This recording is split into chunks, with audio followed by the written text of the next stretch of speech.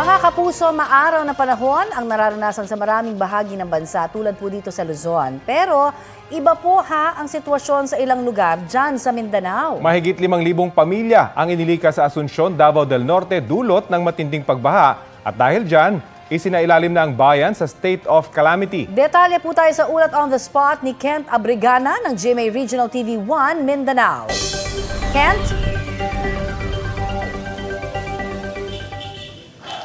Connie, Rafi, pasabol na ang ilang kalsada sa pagsabangan sa Tagum City na patungo sa Asuncion, Davao del Norte. Gayunpaman, ilang kabahayan pa rin ang lubog sa baha. Isinailalim na sa state of calamity ang bayan ng Asuncion dahil sa grabing pagbaha. 6 na barangay at 5,700 na pamilya ang inilikas. Lagpas tao naman ang baha sa ilang lugar sa Tagum City kahapon ng umaga. Ang ilan, gumamit na lang ng kawayang bangka para makatawid. Pahirapan din ang pagtawid ng ilang light vehicle sa ilang kalsada sa Tagum City dahil sa baha kahapon. Ngayong umaga, pasabol na ang kalsada sa pagsabangan Tagum City patungong Asuncion. Pero baha pa rin ang ilang bahay rito. Nalubog din pati ang mga tanim na palay sa ilang lugar, bagay na ikinabahala ng ilang magsasaka.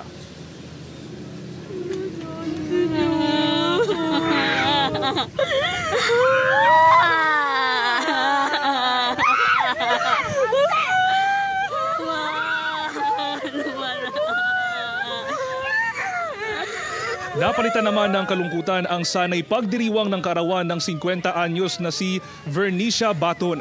Natagpuan siyang palutang-lutang at wala ng buhay sa isang sapa sa barangay Buklad, Asuncion sa Tagum City, Miyerkules ng hapon.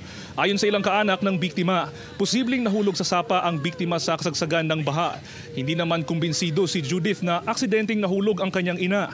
Inaalam pa ng kapulisan kung may foul play sa nangyari.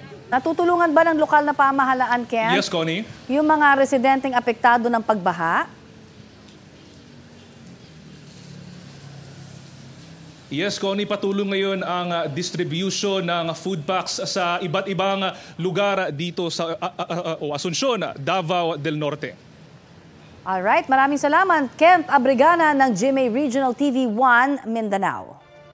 Kapuso, para sa mga maiinit na balita, mag-subscribe sa GMA Integrated News sa YouTube. Sa mga kapuso naman abroad, subaybayan nyo kami sa GMA Pinoy TV at sa www.gmanews.tv.